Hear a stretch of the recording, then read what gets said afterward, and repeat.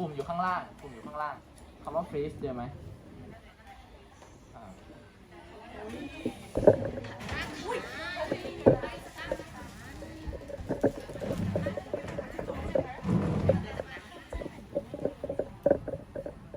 ขอเสนอ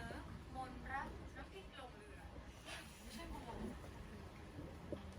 ปีพุทธศักราช 2502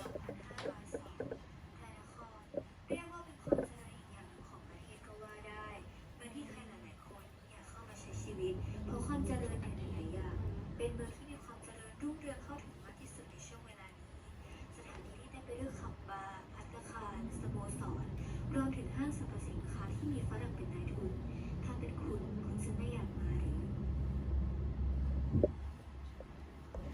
เสียงเพลงของคลาสสิกดิสโก้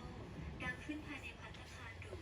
โดยมีเหล่าคุณหญิงคุณนายกำลังพูดคุยกันในเรื่องต่างๆต่างจากเด็กสาวสองคนที่กำลังพูดคุยกันเรื่องของหนึ่งในเด็กสาวที่กำลังทำหน้าไม่พอใจอย่างมีกับบางสิ่งบางอย่าง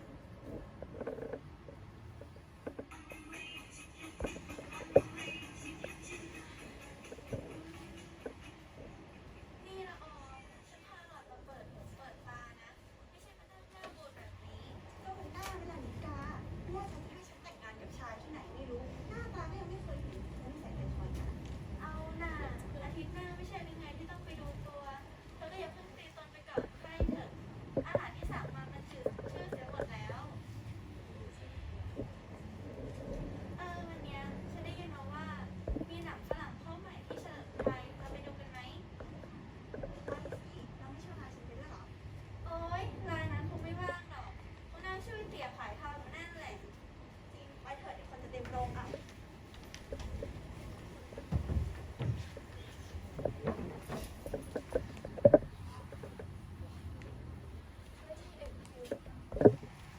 มันจบรถไหนมาแล้วเนี่ยจบรถไหนมาเนี่ย ถ้าวันนี้ว่าแถวนี้คนจอดรถเต็มเลยฉันต้องวนรถตลาดราชดำเนินนู่นแกก็ช่างเปรียบเลยนะนายชายคะขออะไรของพี่คะ ฉันกับเพื่อนมาก่อน ขอกับเพื่อนมาถึงตรงนี้ก่อนค่ะไม่เดี๋ยวผมไปก่อนเรื่องอะไรกันเป็นว่าฉันก็อยากรู้จริงๆนะ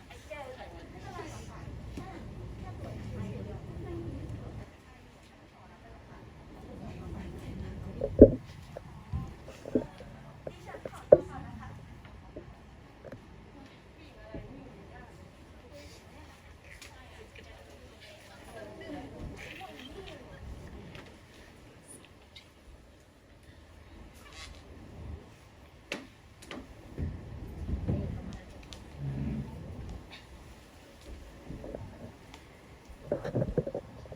นั่นแหละขัดไปเอาให้ผ่องนี่เอาเท่านั้นเจ้าคะโอ้ยเท่าไหนเท่านั้นอย่างเอาเท่านั้นแล้วเท่าไหร่เจ้าคะคุณนาย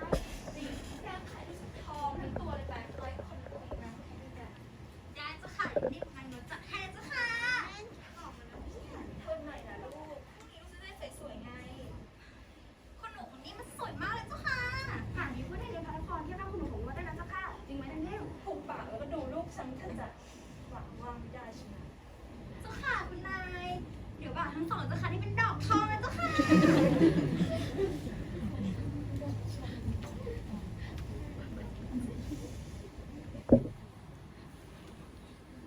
พี่เต็นยังไม่กลับมาจากกองออกอีกเหรอนี่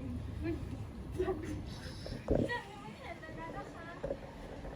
ตัวฉันเองก็แก่มากแล้วตายวันตายพรุ่งก็หาดูได้ไม่เจ้าค่ะบอกพี่มันจะตายไป ฉันเองก็มีหลานชายแค่คนเดียวชายพันธุ์เสียไปตั้งแต่ชายเด็กยังเด็กๆ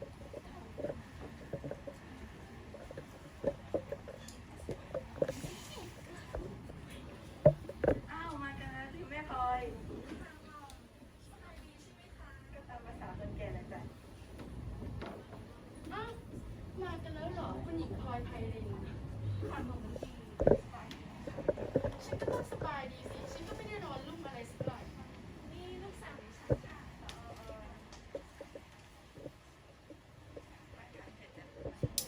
หน้าตาเหมือนแม่เธอเลยนะก็ธรรมดาธรรมดา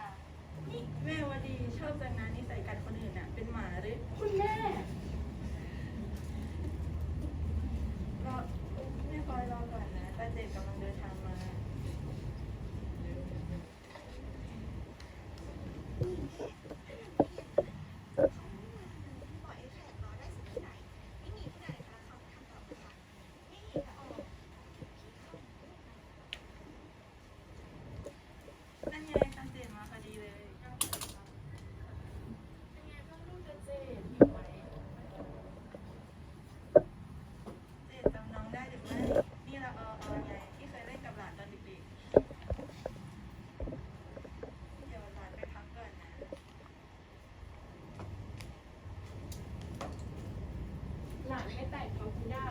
ก็รู้ดีว่าผมกับละออมองกันเป็นแค่น้องสาว จะให้สมัครใจรักใคร่กันก็คงจะยาก ถ้าลูกไม่อยากแต่งก็ทำตามใจลูกเถอะแม่ไม่เคยบังคับอะไรลูกอยู่แล้วถ้าเจนไม่เห็นแก่ย่าก็เห็นแก่พ่อเราเถอะย่าเองก็แก่แล้ว มันก็มีบ้างที่อาจจะมีเหลนตัวเล็กมาวิ่งเล่นในบ้านย่าดีนะคะแม่ไม่งออะไรนะคะป่าจะเป่าสารแต่เชื่อเถอะป่าจะเป็นเนื้อคู่กันได้ครับผมจะแต่งแต่ถ้าผมกับละออไม่สามารถรักกันได้ภายใน3 เดือนผมจะขอกันกับละออนั่นหมายความว่าผมกับละออจะไม่มีอะไรเกี่ยวข้องอีกคุณย่าตรงนั้นนะครับ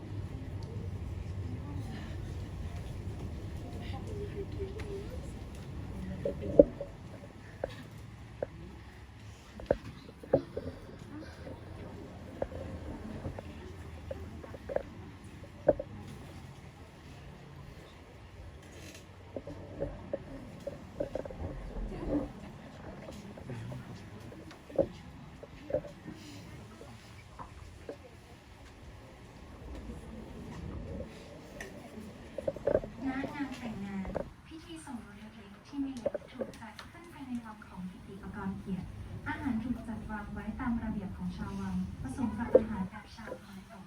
เหล่าผู้หญิงที่มาต่างกันหน้าหลายตาพาเป็นตัวเข้ามาร่วมแสดงความยินดีพิธีรวมถึงแขกที่ได้รับเชิญ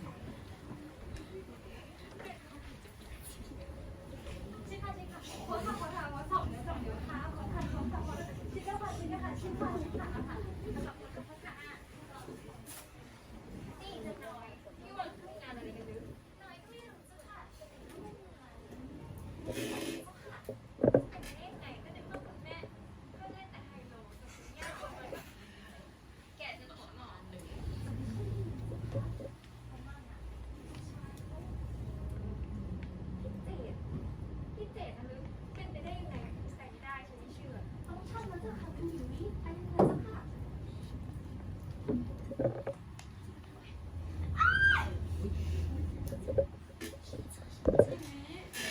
ลูกกลับมาจากฝรั่งเศสเมื่อไหร่กันเมื่อวานค่ะแต่แล้วหญิงก็มารีบมาที่นี่เลยไม่คิดว่าต้องมาเจอกันนี่มันอะไรกันคะหญิงค่ะนี่ต้องการของใคร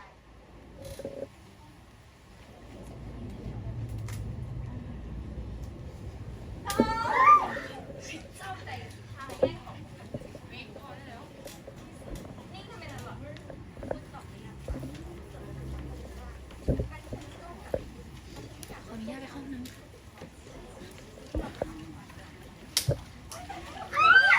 กูไม่ยอม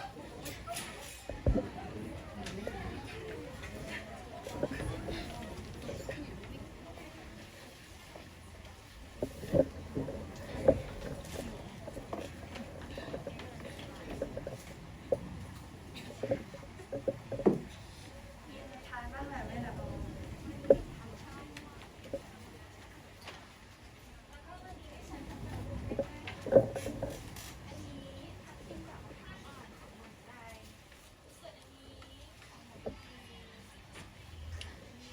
นี่แกกล้าว่าฉันเหรอสามครั้งหนูมาดี ฉันไม่ได้ว่าหนูมาดีเลย โอ้ยนี่พวกหล่อนโตกันจนจะเป็นควายแล้วยังทะเลาะกันอีกไม่อายเด็กบ้างหรือไงฮะมีอะไรกันหรือเปล่าฟังเสียงดังไปถึงข้างนอกเชียวใช่สิช่วยแม่ด้วยพวกนั้นอ่ะมันยังแกแม่ไม่มีอะไรหรอกแต่เจแม่เราเขาอยากกินไข่เบี้ยน่ะก็เลยทำมาให้คุณแม่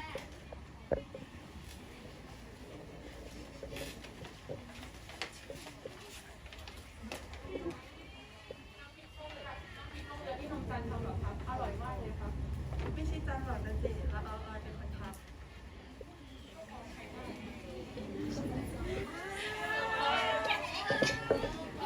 คุณย่าครับพอดีผมมีนัดต้องคุยกับเราผมขอตัว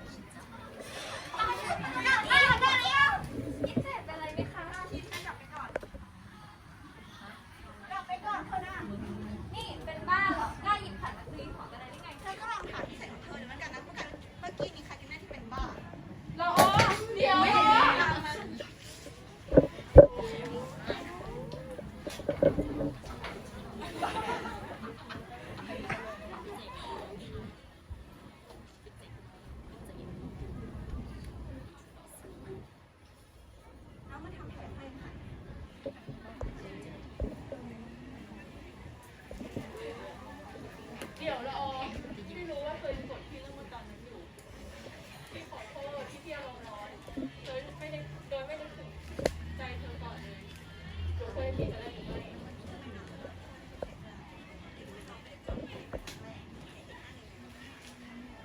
แกล้งพี่เหรอแสบนักน